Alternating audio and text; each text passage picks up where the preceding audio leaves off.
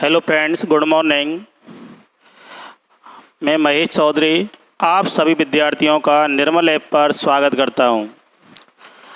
आज देखिए स्टूडेंट, आज ऑफ-बाउ नियम का अध्ययन करेंगे। ठीक है, ऑफ-बाउ नियम का डिस्कस करेंगे। सबसे पहले बात करते हैं कि जो ऑफ-बाउ होता है, ऑफ-बाउ एक लैटिन या ग्रीक भाषा का शब्द होता है। ऑफ-बाउ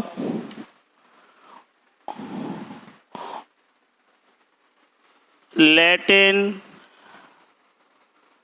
या ग्रीक भाषा का क्या है शब्द, लैटिन या ग्रीक भाषा का शब्द होता है। ऑफ-बाउ लैटिन या ग्रीक भाषा का शब्द होता है जिसका शाब्दिक अर्थ, इसका जो शाब्दिक अर्थ होता है, इसका शाब्दिक अर्थ होता है कक्षकों का निर्माण करना, कक्षकों का निर्माण करना या कक्षकों की रचना करना, अर्थात उपकोशों में इलेक्ट्रॉनों का भरना, अर्थात उपकोशों में इलेक्ट्रॉन का भरना। ऑफ-बाउ लैटिन या ग्रीक भाषा का शब्द होता है। लैटिन या ग्रीक भाषा का क्या है शब्द, जिसका शाब्दिक अर्थ क्या होता है कक्षकों का निर्माण करना या उपकोशों में इलेक्ट्रॉनों का भरना, अर्थात उपकोशों में जो इलेक्ट्रॉन होते हैं ऊर्जा के बढ़ते क्रम के अनुसार, उपकोशों में इलेक्ट्रॉन ऊर्जा के बढ़ते क्रम के अनुसार भरे जाते हैं। लेकिन उपकोशों की ऊर्जा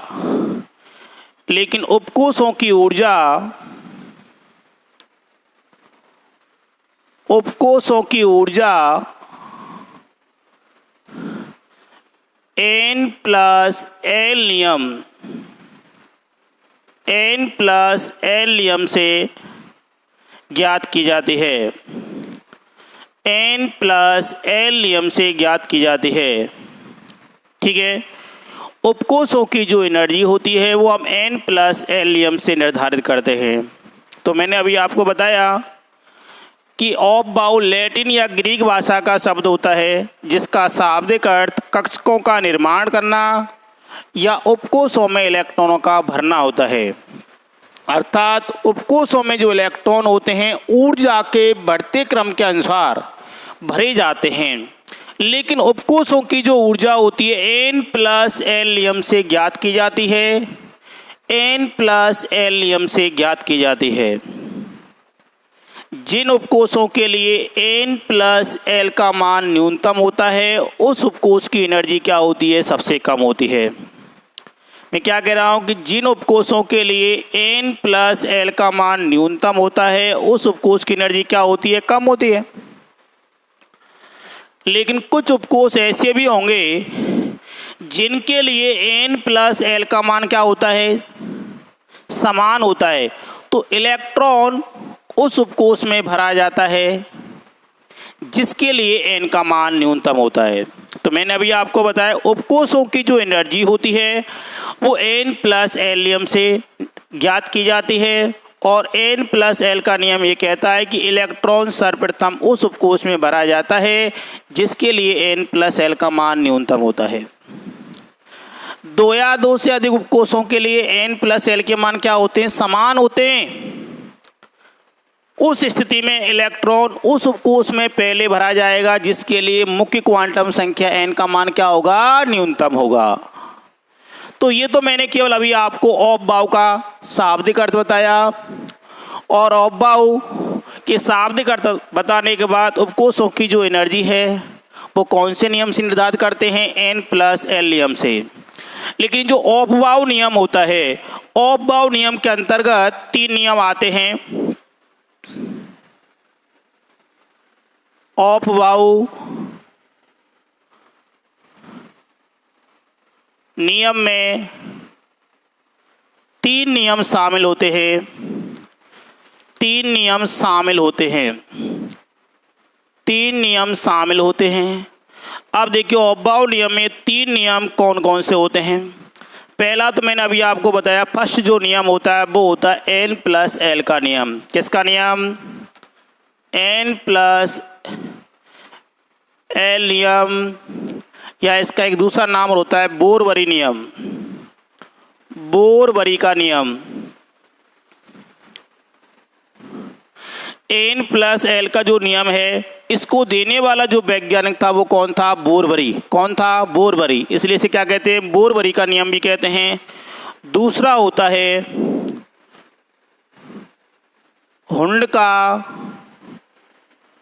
अधिकतम बहुलता का नियम, अधिकतम बहुलता का नियम। ठीक है, इंग्लिश में इसका नाम होता है हुंड्स मैक्सिमम मल्टीप्लिसिटी रूल। ठीक है, उसका क्या होता है? एन प्लस एल लॉ या लॉ ऑफ बोरबरी। ठीक है, थर्ड जो होता है वो होता है पाउली अपवर्जन का नियम, पाउली अपवर्जन का नियम, पाउली अपवर्जन का नियम, जिसे इंग्लिश में कहते हैं Pauli exclusion principle, Pauli exclusion principle, Pauli exclusion principle. तो मैंने आपको बताया कि जो ऑफबाउ नियम होता है, इसके अंतर्गत 3 नियम इन्वॉल्व होते हैं। 3 नियम कौन कौन से होते हैं? एन प्लस एल का नियम या बोरबरी का नियम, दूसरा बताया हुंड का अधिकतम बहुलता का नियम, और तीसरा बताया था पाउली अपवर्जन का नियम। अब देखिए, हम एक एक नियम का डिस्कस करते हैं। एक एक नियम का क्या करते हैं? डिस्कस। देखिए, एक एक नियम का क्या करेंगे? हम अध्ययन करते हैं।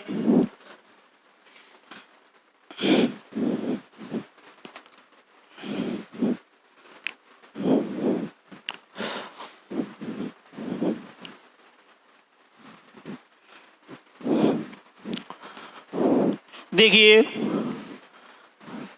पहला नियम मैंने बताया था अभी आपको, एन प्लस एलियम या बोरबरी का नियम, एन प्लस एल नियम या बोरबरी का नियम, एन प्लस एल नियम या बोरबरी का नियम क्या कहता है? सुनिए, इसको बोरबरी का नियम क्यों कहते हैं? क्योंकि इसकी खोज करने वाला वैज्ञानिक कौन था? बोरबरी। इसलिए इसे क्या कहते हैं? बोरबरी का नियम भी कहते हैं। और मैंने थोड़ी देर पहले आपको बताया कि उपकोषों की जो ऊर्जा होती है वो एन प्लस एल नियम से निर्धारित की जाती है। तो देखिए, एन प्लस एल का नियम क्या कहता है? पहला कथन सुनेंगे। फर्स्ट जो कथन होता है, प्रथम कथन। देखिए, प्रथम कथन क्या कहता है? इस नियम के अनुसार इलेक्ट्रॉन उस उपकोष में भरा जाता है जिसके लिए एन प्लस एल का मान न्यूनतम होता है। एन प्लस एल का मान क्या होता है? न्यूनतम। ये क्या कह रहा है कि इलेक्ट्रॉन सर्वप्रथम उस उपकोष में भरा जाता है जिसके लिए एन प्लस एल का मान क्या होता है? न्यूनतम होता है। दूसरा कथन क्या कहता है? देखिए, दूसरा कथन कहता है,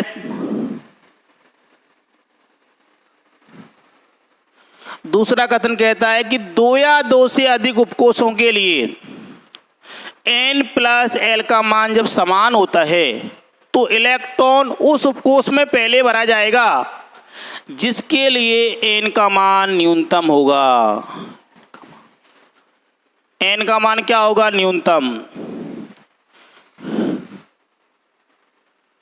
2 या 2 से अधिक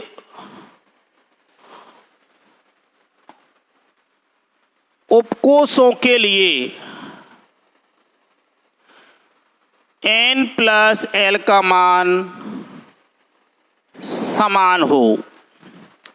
कंडीशन क्या है कि 2 या 2 से अधिक उपकोषों के लिए जब एन प्लस एल का मान समान होता है तो इलेक्ट्रॉन उस उपकोष में पहले भरा जाएगा जिसके लिए एन का मान क्या होगा? न्यूनतम होगा। एन का मान क्या होगा? न्यूनतम होगा। पहला कथन बताया कि इलेक्ट्रॉन सर्वप्रथम उस उपकोष में भरा जाता है जिसके लिए n का मान क्या होता है, न्यूनतम होता है। तो देखिए पहले एग्जाम्पल देखें। पहले कथन के एग्जाम्पल बता रहा हूं। जैसे अपने पास एक तो दे रखा है 1s उपकोष और एक दे रखा है अपने पास 2p और एक दे रखा है अपने पास 3s। इलेक्ट्रॉनों को कौन से उपकोष में फिलअप करना है? जिस उपकोष की एनर्जी कम होती है इलेक्ट्रॉन पहले उस उपकोष में भरा जाता है। और उपकोषों की जो ऊर्जा होती है कौन से नियम से निर्धारित की जाती है? n+l के नियम से। तो देखिए ये n का मान और ये l का मान और दोनों का योग कर दीजिए n+l। देखिए n का मान कितना होता है? 1। l का मान क्या होगा? 0। दोनों को जोड़ दीजिए, 1 + 0 बराबर कितना आ गया अपने पास? 1। n का मान 2 होता है। p उपकोष के लिए l का मान कितना होता है? 1। दोनों को जोड़ दीजिए, 2 + 1 बराबर कितना आ जाएगा? 3। इधर देखिए n का मान 3 होता है, l का मान 0 होगा, n का मान क्या होगा? 0। दोनों को जो 3 + 0 बराबर 3। पहले तो इन दोनों का कंपेयर कर रहे हैं, पहले इन दोनों उपकोषों का कंपेयर कर रहे हैं। इलेक्ट्रॉन को पहले कौन से उपकोष के अंदर भरना है? जिसके लिए n+l का मान न्यूनतम हो। इसके लिए 1 है, इसके लिए कितना दे रखा है? 3 दे रखा है। तो इलेक्ट्रॉन पहले किस में भरा जाएगा? किस में भरा जाएगा? 1s उपकोष के अंदर। अब इन दो का कंपेयर करके बता रहा हूं, इन दो का कंपेयर करके बता रहा हूं मैं आपको, इन दोनों का कंपेयर कर रहा हूं। इन दोनों के लिए n+l का जो मान है वो कितना आ रहा है? 3 आ रहा है। तो मैंने दूसरा कथन बताया कि इलेक्ट्रॉन उस उपकोष में भरा जाएगा जिसके लिए n का मान क्या होगा? न्यूनतम होगा। तो बताइए इसके लिए n का मान कितना दे रखा है? 2। और इसके लिए n का मान कितना दे रखा है? देखिए इसके लिए n का मान कितना दे रखा है? 2। और इसके लिए n का मान कितना दे रखा है? 3। तो इलेक्ट्रॉन कौन से उपकोष में भरा जाएगा बताइए?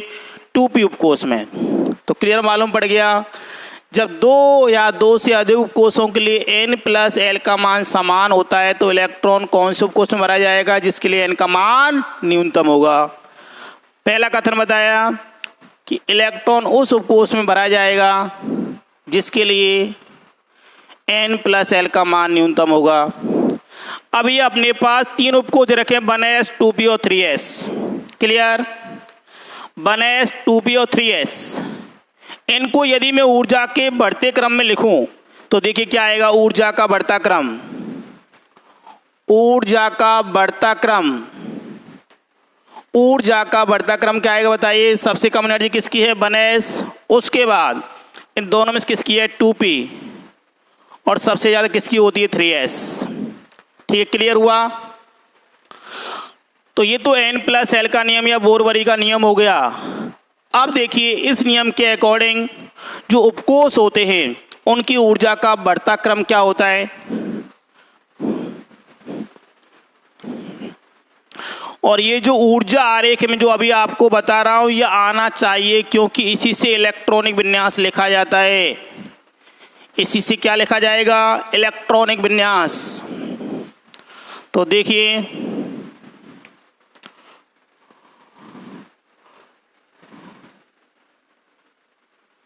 उपकोषों की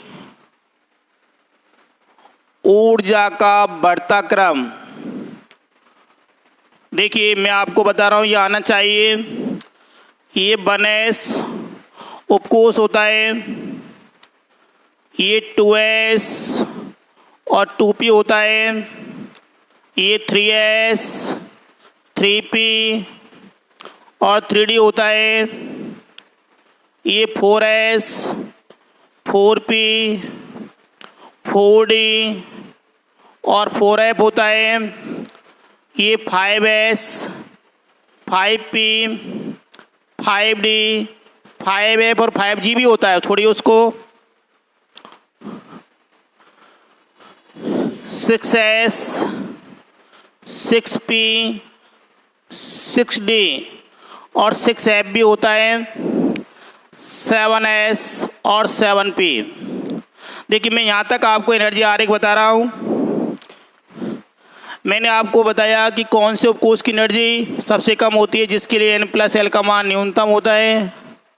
दो या दो से अधिक उपकोषों के लिए जब n+l का मान समान होता है तो इलेक्ट्रॉन कौन से उपकोष के अंदर भरे जाएंगे, जिसके लिए n का मान न्यूनतम होगा। तो देखिए, सबसे पहले जो इलेक्ट्रॉन होता है 1s के अंदर भरा जाता है, क्योंकि इसके लिए n+l का मान न्यूनतम होता है। उसके बाद 2s के अंदर जाता है, उसके बाद 2p के अंदर जाता है, उसके बाद 3s के अंदर जाता है, उसके बाद 3p के अंदर जाता है, उसके बाद 4s के अंदर जाता है, उसके बाद 3d के अंदर जाता है, उसके बाद 4p के अंदर जाता है, उसके बाद 5s के अंदर जाता है, 5s के बाद 4d के अंदर जाता है, 4d के बाद 5p के अंदर जाता है, और 5p के बाद 6s में जाता है, और 6s के बाद 4f में जाता है,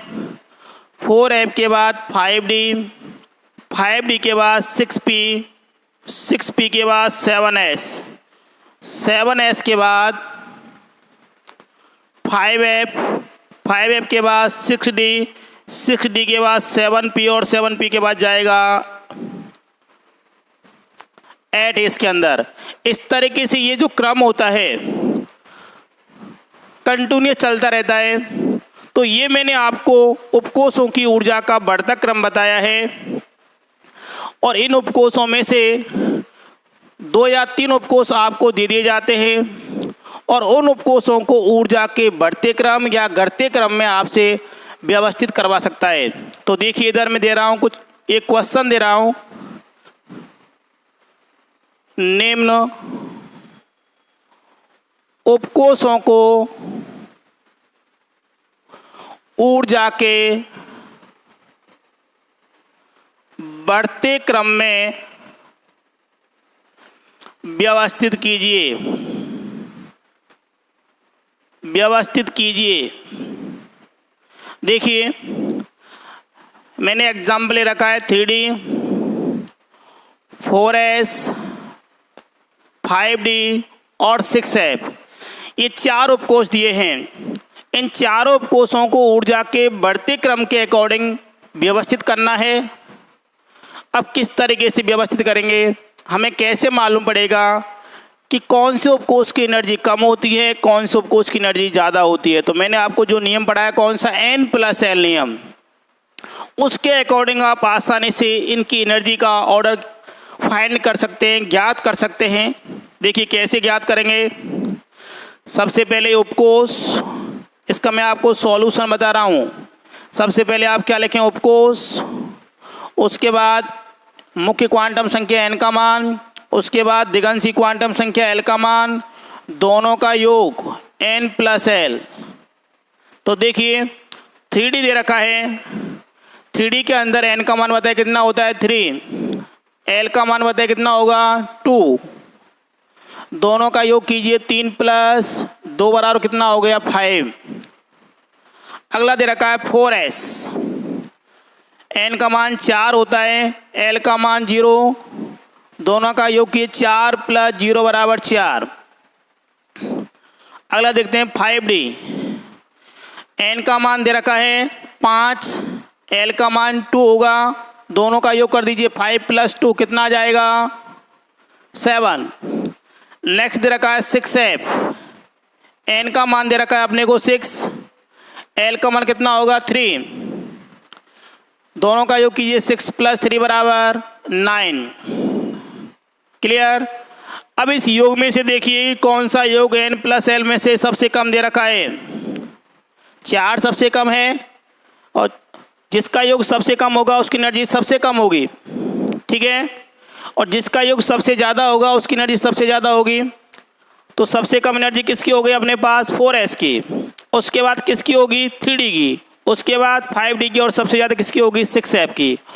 ऊर्जा का अपने को बढ़ता क्रम अरेंज करना है, तो क्या आएगा बताइए, 4s less than 3d less than 5d less than 6f।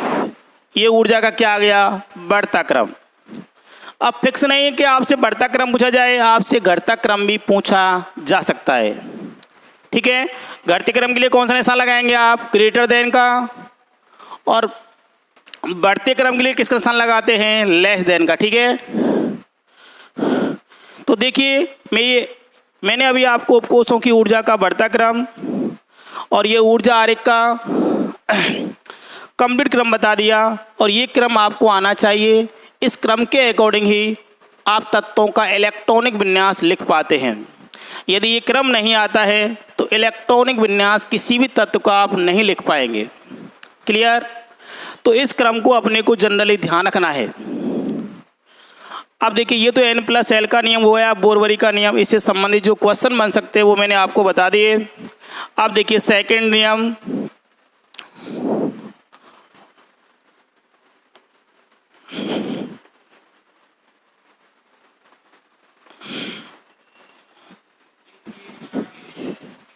एक किसके हो?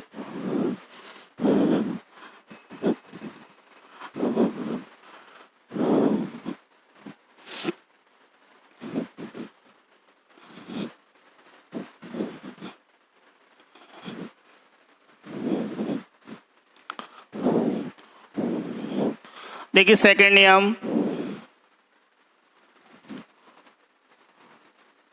हुंड का अधिकतम बहुलता का नियम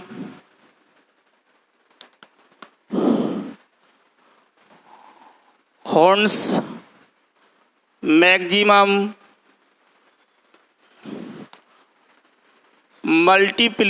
मल्टीप्लिसिटी रूल।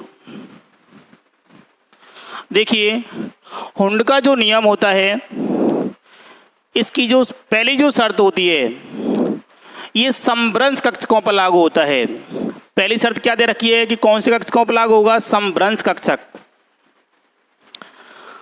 समभ्रंश को कहते हैं इंग्लिश में डीजनरेट ऑर्बिटल्स।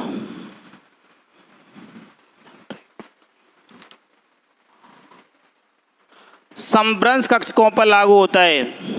समभ्रंश का मतलब क्या होता है? डीजनरेट जो ऑर्बिटल्स होते हैं, इनका मतलब क्या होता है कि जो पी उपकोष होता है, पी उपकोष जो होता है उसके अंदर 3 कक्षक होते हैं, px, py और pz। इन तीनों कक्षकों की जो एनर्जी होती है वो समान होती है। ऐसे कक्षक क्या कहलाएंगे? समभ्रंश कक्षक। ऐसे कक्षक जिनकी एनर्जी कैसी होती है? समान होती है, उन्हें समभ्रंश कक्षक कहते हैं। जैसे पी उपकोष के अंदर 3 कक्षक होते हैं, px, py और pz। तीनों की एनर्जी कैसी होती है? समान होती है, इसलिए क्या कहेंगे? उन्हें समभ्रंश कक्षक। डी उपकोष के अंदर भी 5 कक्षक होते हैं, dxy, dyz, dxz, dx² - y², dz²। ये जो 5 कक्षक होते हैं, इनकी एनर्जी भी कैसी होती है? समान होती है। इसी प्रकार जो एफ उपकोष होता है उसके अंदर भी 7 कक्षक होते हैं, सातों की एनर्जी कैसी होती है? समान होती है।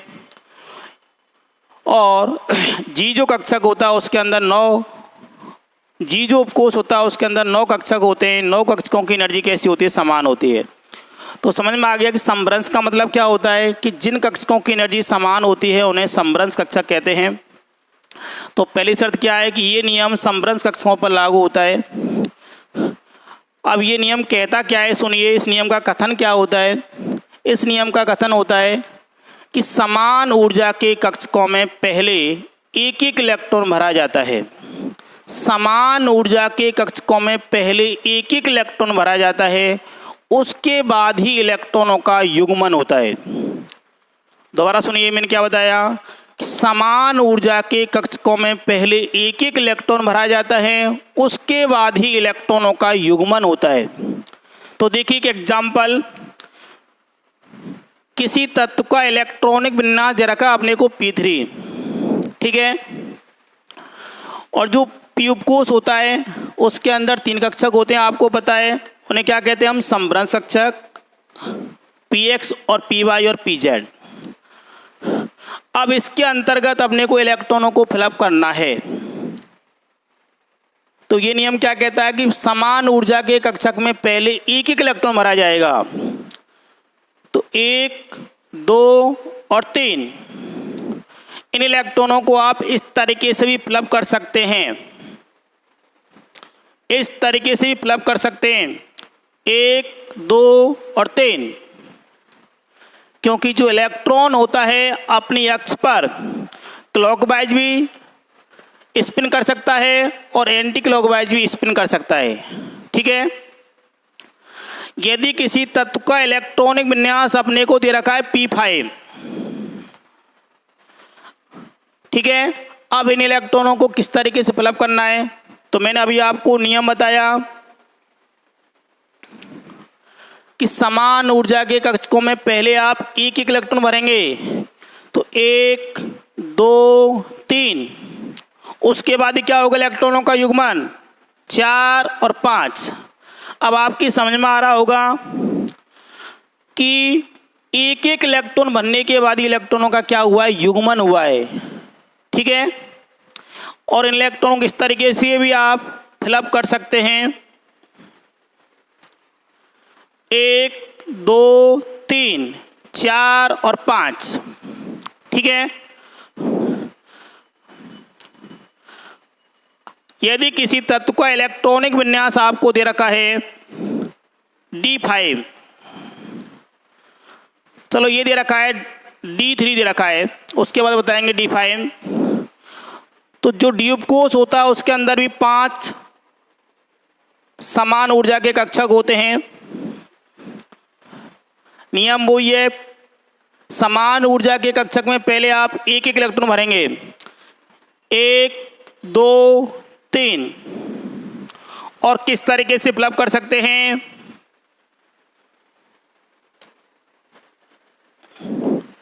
1, 2 और 3। यदि किसी तत्व का आपको इलेक्ट्रॉनिक विन्यास दे रखा है D8 दे रखा है, क्या दे रखा है D8, इन इलेक्ट्रॉनों को इन कक्षकों के अंदर आपको फिलअप करना है। तो देखिए किस तरीके से फिलअप करेंगे 1, 2, 3, 4 और 5। नियम क्या कहता है कि समान ऊर्जा के कक्षक में पहले एक एक इलेक्ट्रॉन भरा जाएगा, तो 5 इलेक्ट्रॉन हो गए, उसके बाद 6, 7 और 8। तो देखिए ये जितने भी इलेक्ट्रॉन्स मैंने समान ऊर्जा के कक्षकों के अंदर भरे हैं, इनमें ये भी देख लीजिए, यदि समान ऊर्जा के कक्षक के अंदर सिंगल इलेक्ट्रॉन प्रेजेंट है तो सिंगल इलेक्ट्रॉन क्या कहलाता है, अयुग्मित इलेक्ट्रॉन। क्या कहलाता है, अयुग्मित इलेक्ट्रॉन। और यदि इलेक्ट्रॉन जोड़ी में दे रखे हैं, युग्मन में दे रखे हैं, तो उन इलेक्ट्रॉनों को क्या कहते हैं हम, युग्मित इलेक्ट्रॉन। क्या कहते हैं, युग्मित इलेक्ट्रॉन। तो ये दोनों जो इलेक्ट्रॉन होंगे कैसे होंगे, अयुग्मित इलेक्ट्रॉन। इंग्लिश में कहते हैं अनपेयर्ड इलेक्ट्रॉन। क्या कहते हैं, अनपेयर्ड इलेक्ट्रॉन। और ये जो अपने पास तीनों जो इलेक्ट्रॉन्स भरे हुए हैं ये क्या कहलाएंगे, पेयर्ड इलेक्ट्रॉन, युग्मित इलेक्ट्रॉन। क्या कहलाते हैं, युग्मित इलेक्ट्रॉन। इसी तरीके से ऊपर वाले जो कक्षक दे रखे हैं, यदि प्रत्येक कक्षक के अंदर सिंगल इलेक्ट्रॉन हो तो क्या होगा, अनपेयर्ड इलेक्ट्रॉन। और यदि युग्मन में दे रखे हैं, जोड़ी में दे रखे हैं, तो कैसे होंगे, युग्मित इलेक्ट्रॉन या पेयर्ड इलेक्ट्रॉन। क्लियर हुआ। एक बार दोबारा देखिए, सबसे पहले मैं शर्त बताई थी कि ये नियम समभ्रंश कक्षकों पर लागू होता है, अर्थात जिन कक्षकों की एनर्जी समान होती है उन पर यह नियम लागू होता है। इस नियम का कथन क्या कहता है कि समान ऊर्जा के कक्षकों में पहले एक एक इलेक्ट्रॉन भरा जाएगा, उसके बाद इलेक्ट्रॉनों का क्या होगा, युग्मन होगा। क्लियर। ये मैंने आपको एग्जाम्पल्स बताए, इलेक्ट्रॉनों को आपको किस तरीके से फिलअप करना है, ये क्लियर हो गया होगा। अब देखिए ये जो नियम है कौन कौन से तत्वों पर लागू नहीं होता, तो देखिए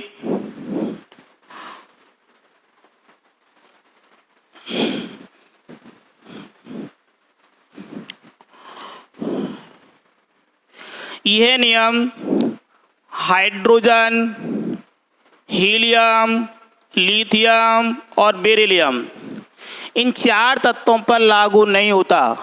इन 4 तत्वों पर लागू क्यों नहीं होता, क्योंकि इनके अंदर इलेक्ट्रॉन जो होता है एस उपकोष में भरा जाता है। किस में भरा जाता है, एस उपकोष। किस में भरा जाता है, एस उपकोष में भरा जाता है। और जो एस कक्षक होता है वो समभ्रंश कक्षक नहीं होता। क्लियर हुआ? ये नियम हाइड्रोजन, हीलियम, लिथियम और बेरिलियम पर लागू क्यों नहीं होता? क्योंकि इनके अंदर इलेक्ट्रॉन जो होता है किसके अंदर भरा जाता है? एस उपकोष के अंदर भरा जाता है। और जो एस कक्षक होता है समभ्रंश कक्षक नहीं होता। कोई सा भी एग्जाम्पल ले लें, जैसे अपने पास ये एग्जाम्पल दे रखा है बेरिलियम, इसका परमाणु क्रमांक 4 होता है, इसका इलेक्ट्रॉनिक विन्यास होता है 1s2 और 2s2। तो क्लियर मालूम पड़ रहा है कि इलेक्ट्रॉन किसके अंदर भरे गए? एस उपकोष के अंदर। और जो एस उपकोष होता है इसके अंदर केवल एस कक्षक होता है और एस जो कक्षक होता है वो समभ्रंश कक्षक नहीं होता। इसलिए ये नियम हाइड्रोजन, हीलियम, लिथियम और बेरिलियम पर लागू नहीं होता। एक एलिमेंट और होता है बोरॉन। ये नियम बोरॉन पर भी लागू नहीं होता। अब बोरॉन पर लागू क्यों नहीं होता? क्योंकि बोरॉन के अंदर एक इलेक्ट्रॉन पी उपकोष के अंदर जाता है। लेकिन मैंने ऊपर बताया कि जो पी उपकोष होता है उसके अंदर 3 पी कक्षक होते हैं जिनकी एनर्जी कैसी होती है? समान होती है। तो नियम लागू होना चाहिए, लेकिन नियम लागू नहीं होता। क्यों नहीं होता? देखिए, ये बोरॉन का इलेक्ट्रॉनिक विन्यास लिखा 1s2, 2s2 और 2p1। तो ये जो पी उपकोष होता है, पी उपकोष जो होता है इसके अंदर 2 इलेक्ट्रॉन से कम इलेक्ट्रॉन उपस्थित होते हैं। इसलिए ये जो नियम है बोरॉन पर भी लागू नहीं होता। ये नियम केवल तभी लागू होगा जब पी उपकोष के अंदर, डी उपकोष के अंदर, एफ उपकोष के अंदर या जी उपकोष के अंदर मिनिमम 2 इलेक्ट्रॉन होना कंपलसरी होता है। क्लियर? क्वेश्चन आ जाए कि हुंड का नियम बोरॉन पर लागू क्यों नहीं होता, तो आपको बताना है कि बोरॉन का जो पी उपकोष होता है उसके अंदर 2 इलेक्ट्रॉन से कम इलेक्ट्रॉन होते हैं, अर्थात 1 इलेक्ट्रॉन प्रेजेंट होता है। इसलिए ये नियम बोरॉन पर लागू नहीं होता। तो क्लियर हुआ? अब देखिए तीसरा नियम। तीसरा नियम देखिए, तीसरा जो नियम होता है वो होता है पाउली अपवर्जन का नियम।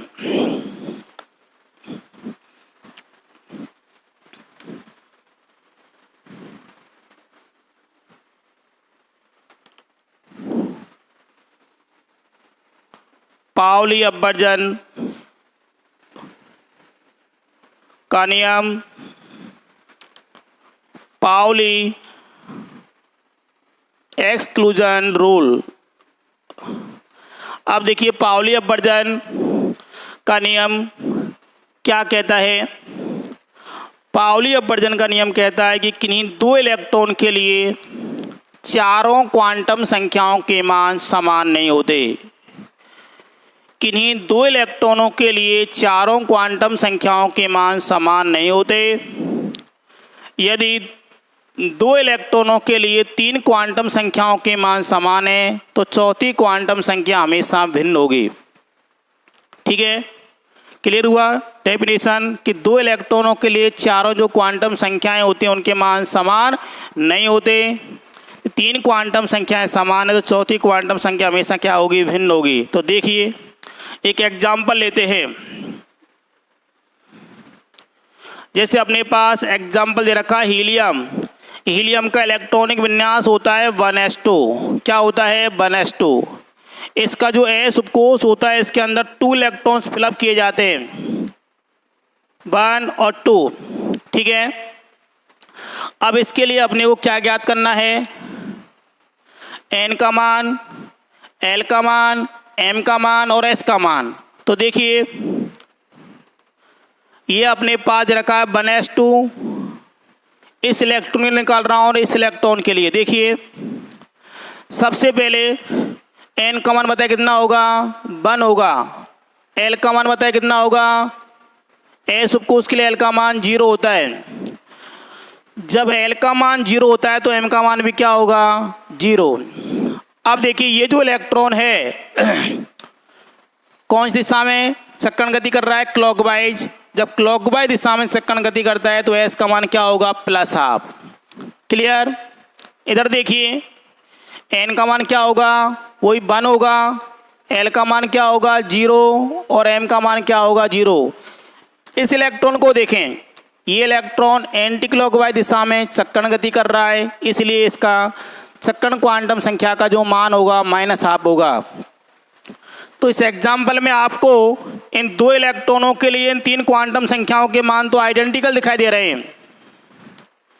इन 3 क्वांटम संख्याओं के मान तो समान हैं। इसके लिए भी n का मान 1 दे रखा है, l का मान 0, इसके लिए भी l का मान 0 दे रखा है, इसके लिए भी m का मान 0, इसके लिए भी m का मान 0। लेकिन चौथी जो क्वांटम संख्या दे रखी है, इसमें चक्रण क्वांटम संख्या का मान +12 होता है, इसमें कितना होता है -12 होता है। क्लियर? तो नियम क्या था कि किन्हीं 2 इलेक्ट्रॉनों के लिए चारों क्वांटम संख्याएं समान नहीं होती, 3 क्वांटम संख्याएं समान है तो चौथी क्वांटम संख्या हमेशा क्या होगी, भिन्न होगी। तो क्लियर हुआ ये नियम। लेकिन ये जो नियम है, इस नियम की कमी भी है, या यूँ कह सकते हैं कि ये जो नियम होता है हाइड्रोजन तत्व पर लागू नहीं होता। ये जो नियम होता है हाइड्रोजन तत्व पर लागू नहीं होता। क्यों नहीं होता?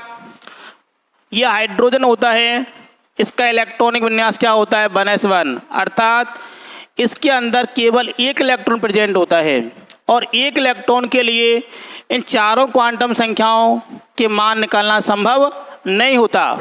ठीक है, कम से कम 2 इलेक्ट्रॉन होना कंपलसरी है। क्वेश्चन आ जाए कि हाइड्रोजन तत्व पर पाउली अपवर्जन का नियम लागू क्यों नहीं होता, तो आपको बताना है कि हाइड्रोजन के अंदर केवल 1 इलेक्ट्रॉन प्रेजेंट होता है और 1 इलेक्ट्रॉन के लिए चारों क्वांटम संख्याओं के मान निकालना संभव नहीं है। दूसरा क्वेश्चन यहाँ से ये भी मिल सकता है कि किसी तत्व का इलेक्ट्रॉनिक विन्यास 1s3 क्यों नहीं होता। किसी तत्व का इलेक्ट्रॉनिक विन्यास 1s3 क्यों नहीं होता, ये 1s2 क्यों होता है, 1s3 क्यों नहीं होता। तो आपको बताना है कि 1s3 की स्थिति में ये अपने पास 1s3 दे रखा है, यदि इलेक्ट्रॉनिक कौन भी इस तरीके का दे रखा है किसी का, तो 2 इलेक्ट्रॉनों का जो स्पिन होता है वो कैसा हो जाता है, समान हो जाता है। लेकिन हम पहले पढ़ चुके हैं कि प्रत्येक ऑर्बिटल के अंदर विपरीत चक्रण के 2 इलेक्ट्रॉन्स भरे जाते हैं, क्योंकि जो इलेक्ट्रॉन होते हैं अपने अक्ष पर क्लॉकवाइज भी गति कर सकता है और एंटी क्लॉकवाइज भी गति चक्रण गति कर सकता है। क्लियर? आज मैंने आपको ऑफ-बाउ नियम और ऑफ-बाउ नियम से संबंधित तीनों नियमों का डिस्कस किया। कल के वीडियो में सभी तत्वों का आपको इलेक्ट्रॉनिक विन्यास कैसे लिखा जाता है उसके बारे में डिस्कस करेंगे। Thank you.